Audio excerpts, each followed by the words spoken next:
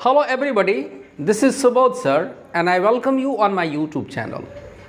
Dear students, आज का जो क्लास होगा आपका वो बहुत ही महत्वपूर्ण क्लास होने जा रहा है। इसलिए मैं ऐसा कह रहा हूँ कि आज के क्लास में मैं आपको कॉमन एरर्स के इतने बड़े बड़े सेंटेंसेस को आपको मैं ईजिली तरीके से एकदम क्विक तरीके से सॉल्व करके दिखाऊंगा कि आप इस कंसेप्ट के कायल हो जाओगे, है ना। और आप जब आने वाले एग्जामिनेशन में जब जाओगे तो इस तरह के कंसेप्ट आपके दिमाग में हमेशा के लिए सेट हो जाएगा। तो चलिए बिना समय गंवाए आज के क्लास का हम सेंटेंस को डिस्कस करते हैं, है ना।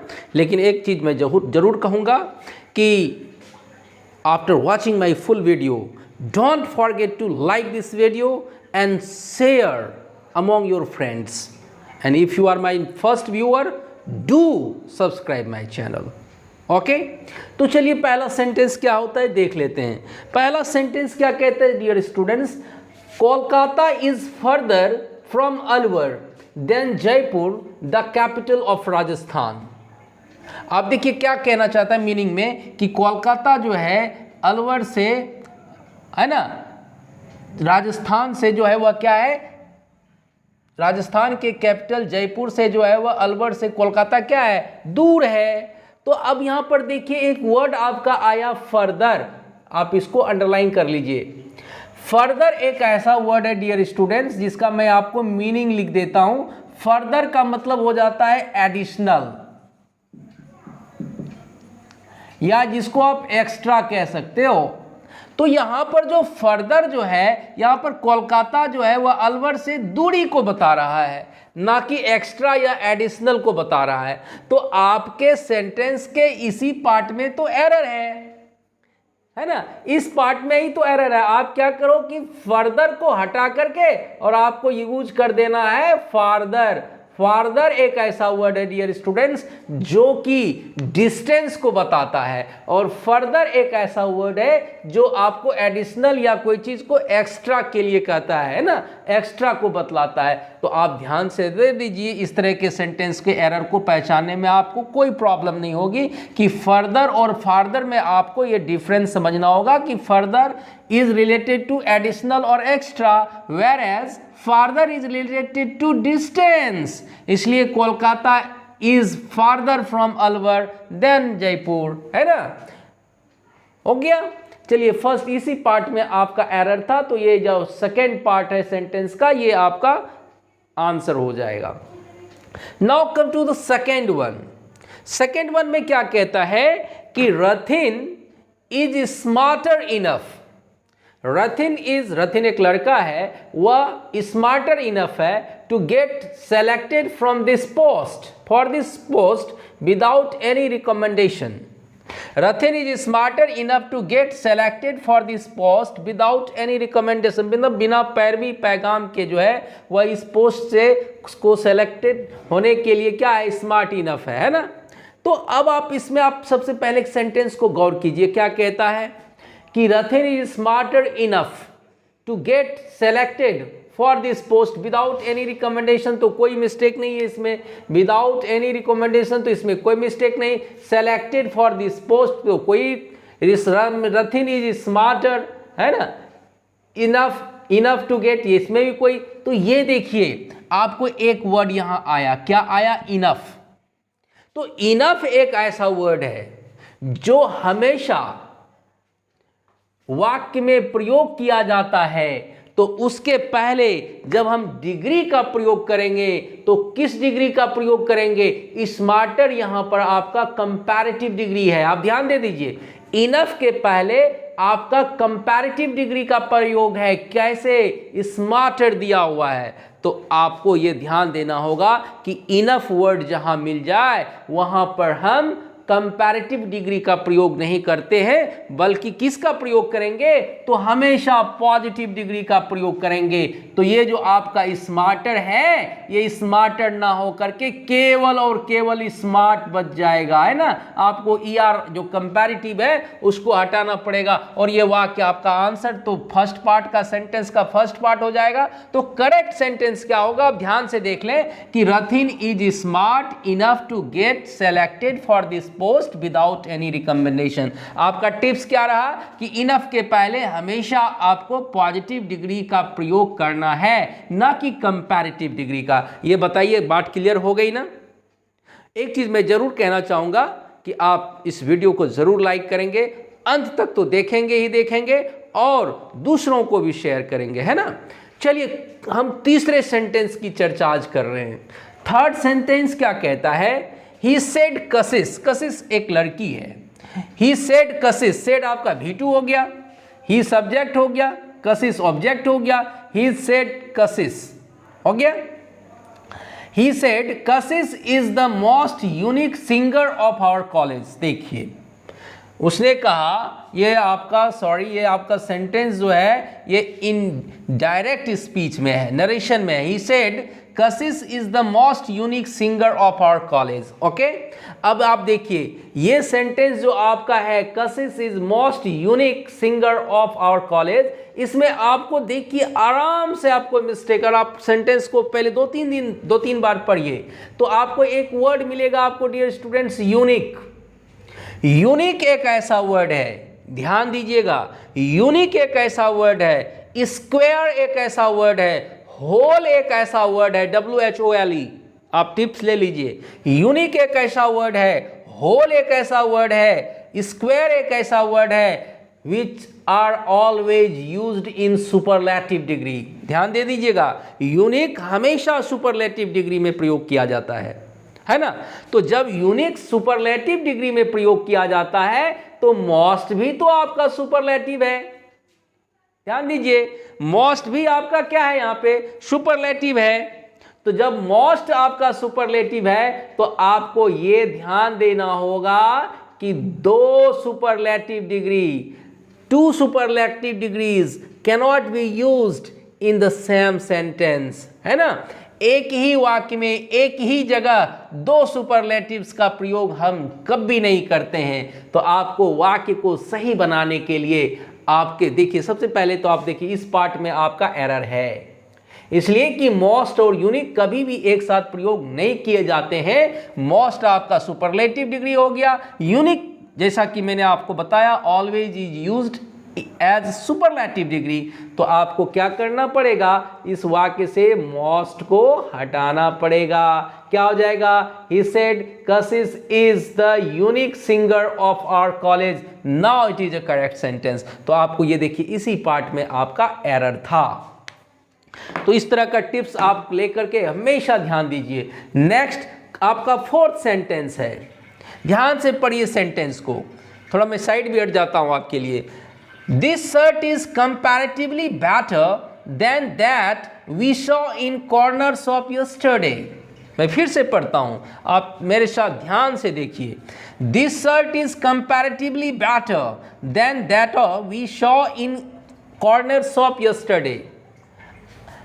आपको क्या लग रहा है? दिस शर्ट इज, इसमें तो कोई एरर नहीं लग रहा आपका, देखिए दिस शर्ट इज, कोई एरर नहीं रहा। Than that we saw in corner shop yesterday, चूंकि सॉ है तो यस्टरडे भी सही है आपका। अब चलिए सेंटेंस के इस पार्ट में देखिए, कंपैरेटिवली बेटर। तो यहां पर आप यहां पर ध्यान दे दीजिए, बेटर भी आपका कंपैरेटिव डिग्री है और कंपैरेटिवली भी आपका कंपैरेटिव डिग्री ही है। तो ये टिप्स कहता है कि two comparative degrees are never used at the same place together.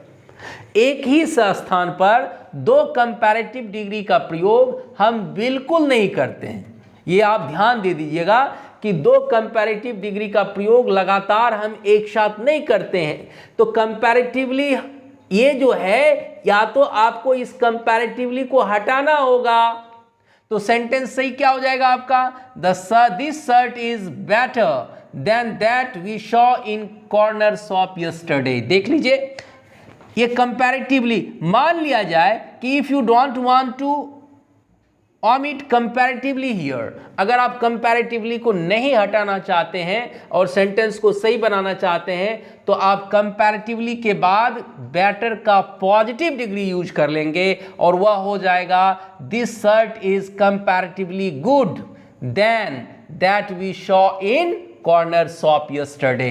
तो कंपैरेटिवली और बेटर, इसमें से आपको एक को तो हटाना ही पड़ेगा। तो आप अच्छा हो कि कंपैरेटिवली को हटा दीजिए, ये भी कंपैरेटिव डिग्री, ये भी कंपैरेटिव डिग्री, और डबल कंपैरेटिव डिग्री का प्रयोग एक साथ हम एक ही समय एक सेंटेंस में बिल्कुल नहीं करते हैं डियर स्टूडेंट्स। क्लियर हो गया है ना? बोलो ना हाँ भाई क्लियर है ना। चलिए नेक्स्ट सेंटेंस क्या है आपका? Everyone was surprised to note that Rajesh married a girl who was more beautiful and more tall than he was. अरे वाह, so good sentence, very good sentence. Everyone was surprised to note that, मतलब हर कोई इस बात को अंकित करके note करके चकित थे that कि Rajesh married a girl, Rajesh married a girl, no error, यहां तक में तो कोई एरर नहीं लग रहा है। Who was more beautiful, ये भी आपका सही है, एंड मोर टॉल, ये देखिए ये यहां पर देन आ गया तो कंपैरेटिव डिग्री तो है ही। तो आपका more beautiful and more tall, देखिए मोर टॉल कभी होगा क्या? आपने सोचा कभी मोर टॉल? तो होगा नहीं। तो होगा क्या?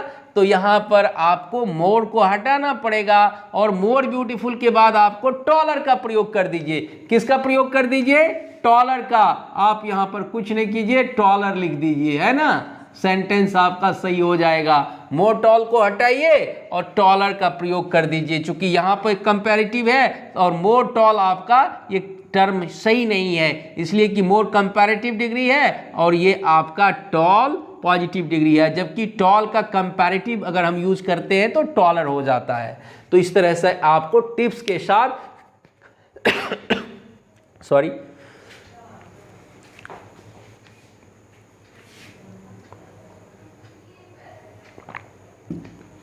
कंसेप्ट के साथ आपको इसको समझना पड़ेगा। Now come to the next sentence. क्या कहता है? अ लॉट्स ऑफ बुक्स, आपको दिखाई दे रहा होगा थोड़ा हल्का ब्लू कलर में है। A lots of books on English grammar are available with me, available with me, कोई no error, but this is छूट गया यहां, this is one of the best. Oh so good. क्या कहता है? On English grammar are, lots of है तो चलिए आर भी सही है आपका। तो अब देखिए, sorry yes, lots of books, ये वाला पार्ट को आप देखिए, ये टर्म ही आपका रॉन्ग है, इसलिए ये सेंटेंस के इस पार्ट में आपका एरर आ गया। कैसे? ए के साथ आप लॉट्स कैसे लगा सकते हो भाई? अ लॉट्स ऑफ बुक्स तो होगा नहीं, अ लॉट्स ऑफ तो होता ही नहीं है। तो सही क्या होगा? सही टर्म क्या होगा? आप ध्यान दे दीजिए, आप या तो इस तरह से लिखिए, इसको हटा दीजिए, लॉट्स ऑफ बुक्स सही हो जाएगा आपका। ध्यान दे दीजिए, ये आपका लॉट्स ऑफ बुक्स सही हो जाएगा। दूसरा तरीका क्या है? आप ध्यान दे दीजिए, दूसरा तरीका आपका है कि आप अगर अ को रखना चाहते हैं तो एस को हटा दीजिए, तो क्या आ जाएगा? A lot of books. दोनों टर्म मैंने आपको बता दिया। लॉट्स ऑफ बुक्स आपका करेक्ट टर्म हो गया, या अ लॉट ऑफ बुक्स। इस तरह से आपके सेंटेंस के इसी पार्ट में एरर है। क्लियर हो गया है ना? क्लियर हुआ कि नहीं हुआ? अ लॉट ऑफ बुक्स भी कह सकते हो या लॉट्स ऑफ बुक्स भी कह सकते हो। इस तरह से सेंटेंस के इसी पार्ट में आपका एरर है ना? चलिए क्लियर हो गया।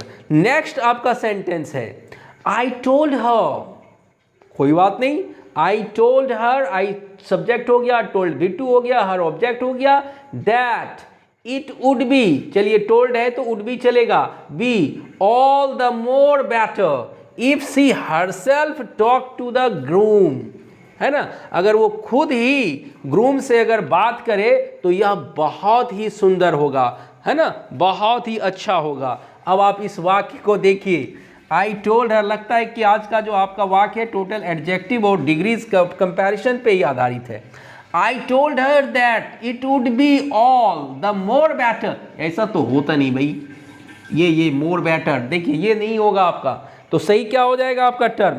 तो मोर को हटाइए, it would be all the more better नहीं होके आपका द बेटर, मोर को हटाना होगा, more comparative, better comparative, double comparative, का प्रयोग एक साथ एक टर्म में नहीं किया जाता है। ये आपका टिप्स है। तो क्या हो जाएगा sentence, I told her that it would be all the better if she herself talk to the groom. ये आपका सेंटेंस के इसी पार्ट में आपका एरर था, डबल कंपैरेटिव का प्रयोग एक साथ हो गया है। चलिए नेक्स्ट सेंटेंस में क्या कह रहा है, nowadays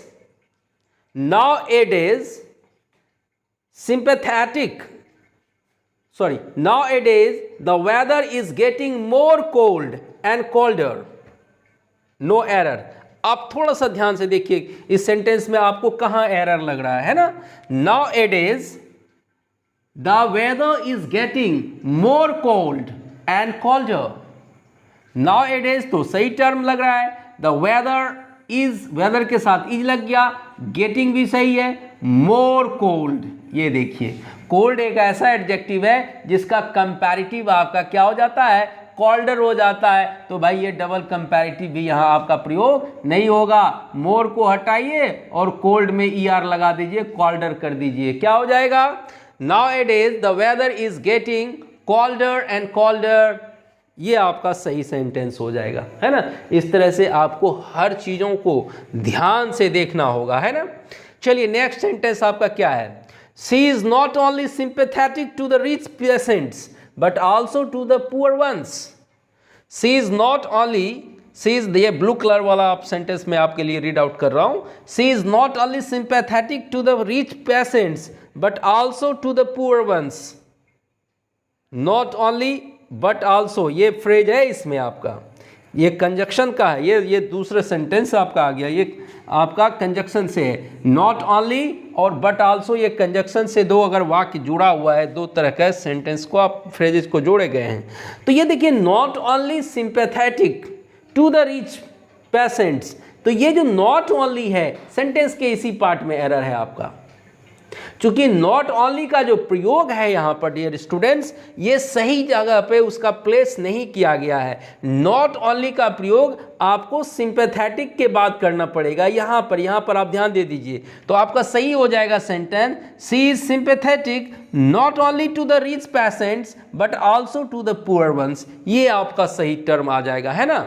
आप ध्यान दे दीजिए क्या हो जाएगा सही term, she is sympathetic not only to the rich peasants but also to the poor ones। तो ये आपका सेंटेंस के फर्स्ट पार्ट में ही आपका डियर स्टूडेंट्स आपका एरर है। अरे बोलो ना हाँ भाई एरर है कि नहीं है। आप ध्यान से देख लो, सी इज नॉट ओनली को हटाना है यहाँ से, जब हटेगा तो इसी पार्ट में एरर हो जाएगा। तो she is sympathetic not to only to the rich patients but also to the poor ones. Now आपका ये पेनल्टीमेट क्वेश्चन है, अंतिम से एक पहले का है। क्या कहता है, he always says that he prefers to go home. देखिए ये प्रेफर आ गया आपका, ही से always says that, he always का प्लेस भी आपका सही है, एडवर्ब ये आपका सब्जेक्ट और वर्ब के बीच में किया गया है प्रयोग। He always says that he prefers to भी प्रेफर्स के बाद टू आता है, गो V1 हो गया, होम ये भी सही है आपका, to stay in a hotel at night. A hotel at night, night के पहले एट का प्रीपोजिशन का प्रयोग किया जाता है। अब चलिए इस टर्म को आप देखिए